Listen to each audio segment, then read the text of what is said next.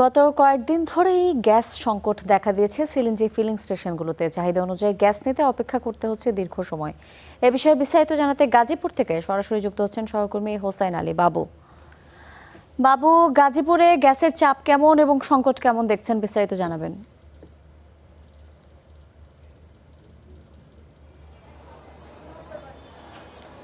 এমা, গেল 7 দিন ধরেই আসলে গাজীপুরের যে গ্যাস সংকট সেটা কিন্তু এখনও কোনো ধরনের সমাধান হয়নি।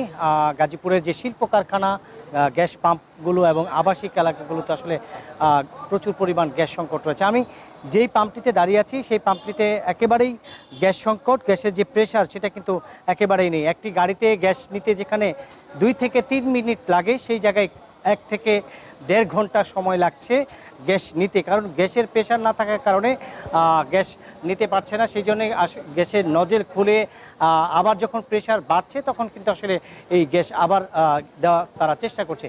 এই যে সময়, সেই সময়ের কারণে আসলে যে গ্যাসের পাম্পগুলোতে গাড়ির যে দীর্ঘ সারি সেটা কিন্তু আসলে পর্যায়ক্রমেই কিন্তু বাড়ছে। আমরা এই যে এখান থেকে দেখেছি প্রায় 3 থেকে 4 কিলোমিটার গ্যাসের যে দীর্ঘ সারি গাড়ির, সেটা কিন্তু আমরা দেখতে পাচ্ছি। আসলে এই যে এখানে যে গ্যাসের যারা রয়েছেন দায়িত্বশীল, তারা যেটা বলছেন যে আসলে গ্যাসের লাইনের ত্রুটি থাকার কারণে, গ্যাসের লাইনে গ্যাস না থাকার কারণে এখানে কিন্তু আসলে প্রেশার তারা পাচ্ছে না। যেখানে প্রেশার থাকে 2000, 1000, সেই জায়গায় প্রেশার আছে তাদের 1 থেকে 150। এই পরিমাণ প্রেশারে আসলে কোনোভাবেই কোনো গাড়িতে গ্যাস দিতে পারছে না।